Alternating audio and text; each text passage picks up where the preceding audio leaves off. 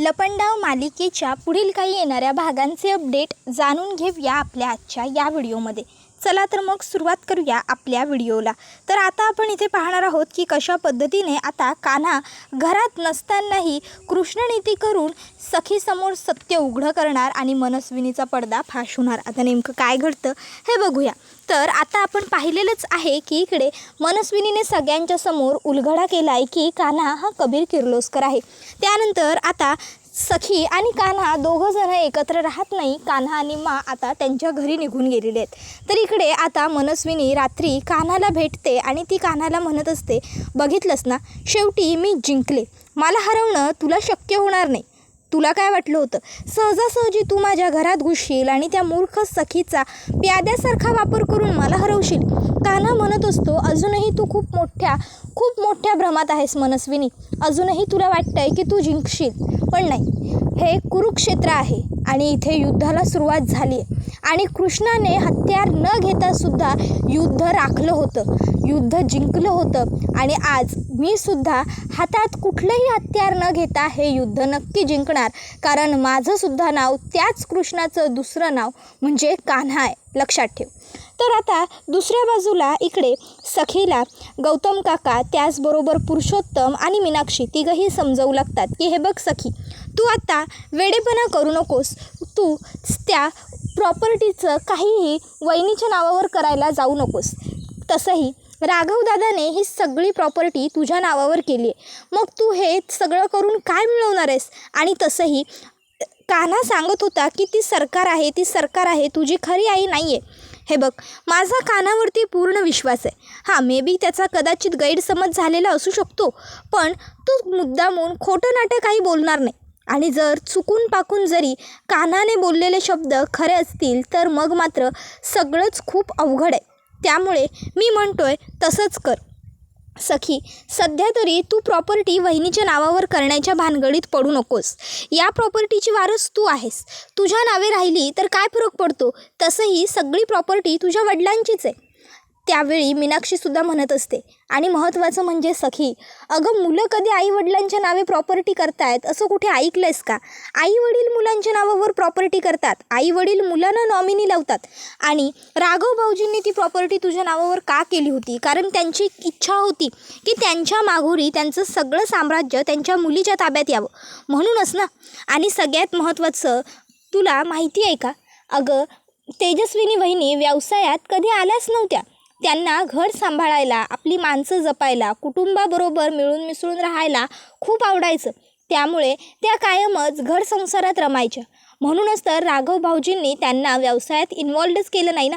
म्हणून तर त्यांनी सगळं काही तुझ्या नावे करण्याचा निर्णय घेतला, कारण त्यांना माहीत होतं माझी बायको व्यवसाय, बिझनेस ह्या सर्व गोष्टींमध्ये नाहीच लक्ष देणार। माझी बायको तिच्या घर संसारात सुखी आहे, तोपर्यंत हा सर्व बिझनेस सांभाळायला तर मी हयात आहे। आणि नंतर मी माझ्या मुलीला इतकं शिकवेन की माझ्यानंतर हे सगळं साम्राज्य ती सांभाळेल। कळतंय का बाळा तुला? आता सगळ्यांनी समजून सांगितल्यावर मग मात्र सखी ऐकते। तर दुसऱ्या बाजूला आता इकडे राजलक्ष्मी ही कान्हाला सांगून ठेवते, एक गोष्ट लक्षात ठेवायची कबीर, तू कान्हा महाडिक नाही, कबीर किर्लोस्कर आहेस आणि किर्लोस्कर कंपनीचा तू एकुलता एक वारस आहेस। त्यामुळे कंपनीचं नुकसान झालेलं मला चालणार नाही। आतापर्यंत मी कशीबशी कंपनी चालवत होते, पण आता मी थकले, दमले। आता मात्र तुला तुझी सूत्र हातात घ्यायला हरकत नाही। तसंही आता तुझी खरी ओळख सगळ्यांना समजलेली आहे। मग आता कान्हा हा विचार करत असतो की सगळं बरोबर आहे तुमचं मा, पण सखीचं काय? ह्या सगळ्यात चुकून जरी सखीने ती सगळी प्रॉपर्टी तिच्या त्या खोट्या आईच्या मनस्विनीच्या नावावर केली तर सखी मात्र रस्त्यावर येईल, सखीचं खूप मोठं नुकसान होईल। मी सांगत असूनही सध्या सखी मात्र माझं काही ऐकून घ्यायला तयारच नाही आहे। काय करू? मला काहीही करून सखीला लॉसमध्ये गेलेलं बघायचं नाही आहे। काय करता येईल असा विचार करताना कान्हा जातो आणि आरशाच्या समोर उभा राहतो। आता तो कबीरच्या वेशात असतो, कारण आता तो किर्लोस्कर निवासमध्ये असतो। मग त्यावेळी आता कान्हा म्हणतो, आता कान्हा नाही तर कबीरला काम करावं लागणार। जेव्हा कबीर मार्केटमध्ये उतरणार तेव्हा झोकून देऊन काम करणार आणि कामत ग्रुप ऑफ इंडस्ट्रीच्या हातातली सगळी कॉन्ट्रॅक्ट्स हिसकावून किर्लोस्कर ग्रुप ऑफ इंडस्ट्रीकडे घेणार आणि जेव्हा सरकारने एवढे कष्ट करून हे उभं केलेलं वाढवत नेलेलं एम्पायर बुडत असणार तेव्हा सरकारला आपोआप त्रास होणार आणि ती बिझनेसमध्ये येणार. आणि एकदा का ती बिझनेसमध्ये आली की त्यानंतर मग मात्र सखीसमोर सगळं चित्र उघड होणार, सखीला सत्य समजणार. म्हणजे मी जरी सखी जवळ नसलो तरी माझ्यामुळेच सखीला सगळं सत्य कळणार. उद्यापासूनच कामाला लागतो असा विचार करून आता कान्हा दुसऱ्या दिवशीपासूनच कामाला लागतो. आता कामत ग्रुप ऑफ इंडस्ट्रीचे मोठे मोठे कॉन्ट्रॅक्ट, मोठे मोठे डील्स कबीर ताबडतोब म्हणजे उत्तम पद्धतीने सगळं स्वतःच्या बाजूने वळवायला सुरुवात करतो. आठवड्याभरातच कान्हा म्हणजेच कबीर किर्लोस्कर ग्रुप ऑफ इंडस्ट्रीला मोठं करताना कामत एम्पायरला धक्का लावू लागतो. आता इकडे सखी तर पूर्णपणे हरून गेलेली असते, तुटून गेलेली असते. आयुष्यात पहिल्यांदा तिने एका मुलावरती मनापासून प्रेम केलं होतं आणि त्याच मुलाने तिला फसवलं, तिला धोका दिला, तिची फसवणूक केली. याच विचाराने ती पूर्णपणे हलून गेलेली असते, हरवून गेलेली असते. तिला खूप जास्त दुःख होत असतं की कान्हावर मी मनापासून जीवापाड प्रेम केलं आणि मात्र कान्हाने माझी फसवणूक केली. कान्हा हे असं वागला ह्या गोष्टीमुळे तिला म्हणजे खूप जास्त त्रास होत असतो. तिला सहन होत नसतं हे सगळं. त्यामुळे बिझनेसमध्ये येणं तिला काही शक्य नसतं. बिझनेसमध्ये पाय रोवणं तिला जमतच नसतं. सखीसुद्धा हुशार असते, बुद्धिमान असते, चालाक असते, व्यवसाय तीसुद्धा सांभाळू शकते. पण जे काही सध्या तिच्या बाबतीत घडलं आहे त्यामुळे बिझनेस वगैरेमध्ये लक्ष द्यावं एवढी मात्र तिची काही इच्छाच उरलेली नाही आहे. तर आता इकडे मनस्विनीपर्यंत पोहोचलेलं असतं की कान्हा मार्केटमध्ये उतरला आहे आणि आता जर त्याची आजी आपल्याला एवढी टक्कर देऊ शकते तर तिचा हा नातू तर आपल्याला पुरून उरेल हे मनस्विनीला माहीत असतं. मग मनस्विनी आता म्हणते की जर माझी मुलगी सखी हरून गेलेली असेल, खचून गेलेली असेल तर मी माझ्या नवऱ्याचं राघवचं हे एवढं मोठं साम्राज्य असंच बुडताना नाही बघू शकत. त्यामुळे आता हे सगळं कामत एम्पायर जोपर्यंत सखी पुन्हा नव्याने उभी राहत नाही तोवर मी सांभाळेन. सखीच्या सह्या लागतील तिथे तिथे सखीच्या सह्या आपण घेऊ, पण व्यवहार मात्र मी बघेन असं आता ती म्हणते आणि संपूर्ण कामत ग्रुप ऑफ इंडस्ट्री पुन्हा एकदा स्वतःच्या ताब्यात घेते. आता सखीमध्ये आणि कान्हामध्ये तर सध्या काहीही वाद नाही आहेत म्हणजे व्यवसाय रिलेटेड. पण मनस्विनी आणि कान्हामध्ये मात्र आता शर्यत लागलेली असते. आम्ही तुमचं कॉन्ट्रॅक्ट हिसकावणार, तुम्ही आमचं कॉन्ट्रॅक्ट हिसकावणार. मनस्विनी प्रत्येक तऱ्हेने प्रयत्न करत असते कान्हाला मागे खेचण्याचा, किर्लोस्कर ग्रुप ऑफ इंडस्ट्रीला मागे पाडून स्वतः पुढे जाण्याचा. आणि त्यामध्ये हळूहळू आता मनस्विनी यशस्वीसुद्धा होत असते काही पर्सेंटेजवरती. पण पुन्हा कान्हा तिच्यावरती मात करत असतो आणि तिला हरवत असतो. मनस्विनी मात्र आता जी जान लावून कामामध्ये उतरलेली असते. आता हे सगळं काही गौतम काका एक आठवडा 2 आठवडे ऑब्झर्व करतो आणि मग मात्र गौतम काकाला हे जरा डाऊटफुल वाटतं. त्यामुळे मग गौतम काका हा आता लगेचच म्हणू लागतो, नाही सखी मला थोडं तुझ्याशी बोलायचं होतं. सखी म्हणते, बोल ना काका, आता काही राहिलं आहे का बोलण्यासारखं. गौतम काका म्हणतो, सखी कान्हा जरी तुझ्याशी खोटं बोलला असेल तरी तो चुकीचा वागलेला नाही आहे. आणि तो जे बोलला होता की ही वहिनी तेजस्विनी वहिनी नसून ही ती खोटारडी सरकार आहे ते मलाही आता खरं वाटू लागले. त्यावर आता सखी म्हणते, तू काय बोलतो आहेस काका.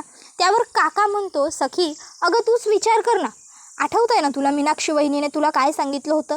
अगं तेजस्विनी वहिनी व्यवसायात उतरलीच नाही कधी. तिला मोठ्या मोठ्या व्यवहारांची भीती वाटायची. तिला तिचं घर, कुटुंब, संसार यातच रमायला आवडायचं. आणि मनस्विनीने हे एवढं मोठं कामत एम्पायर एवढी वर्ष राखून ठेवलं होतं. आणि आता बघ ना, आता आपल्या मुलीला आधार दिला असता तेजस्विनी वहिनीने, तुला आधार द्यायचा, तुझ्याबरोबर वेळ घालवायचा, ते सगळं सोडून ही बाई मात्र फक्त व्यवसायामध्येच रमली. सकाळी ऑफिसला जाते ती डायरेक्ट रात्रीच ऑफिसवरनं घरी परत येते.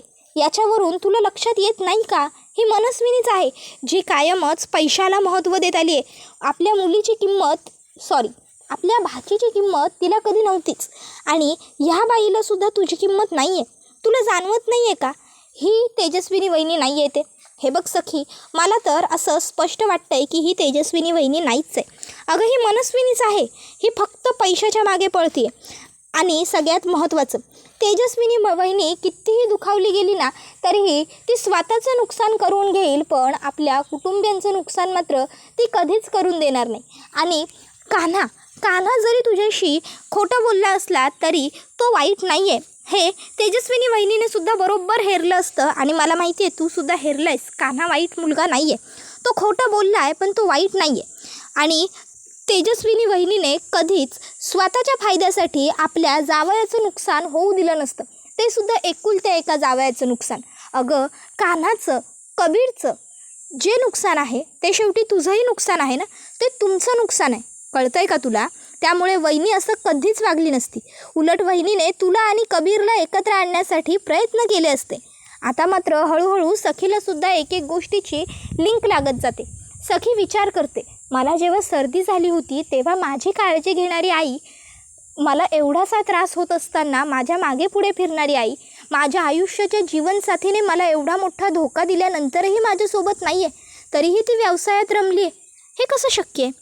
तर दुसऱ्या बाजूला कान्हा विचार करत असतो, आय होप कमीत कमी आत्ता तरी सखीपर्यंत माझ्या मनातल्या भावना पोहोचलेल्या असतील. सखीला कळलेलं असेल की ती खोटारडी बाई तिची आई नाही आहे, तर ती मनस्विनी आहे आणि आता तरी सखी तिच्यावरती काहीतरी ॲक्शन घेईल. साईबाबा तुमच्याच हातात आहे आता सगळं, तुम्हीच काहीतरी चमत्कार घडवा आणि सखीच्या डोक्यात चांगला धडधडीत प्रकाश पाडा, सखीला सगळं सत्य समजू दे आणि सखीने आता त्या मनस्विनीचा पडदा फाश करू दे.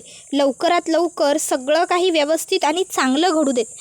प्लीज साईबाबा, प्लीज पाठीशी उभे राहा, अशी प्रार्थना आता कान्हा करत असतो.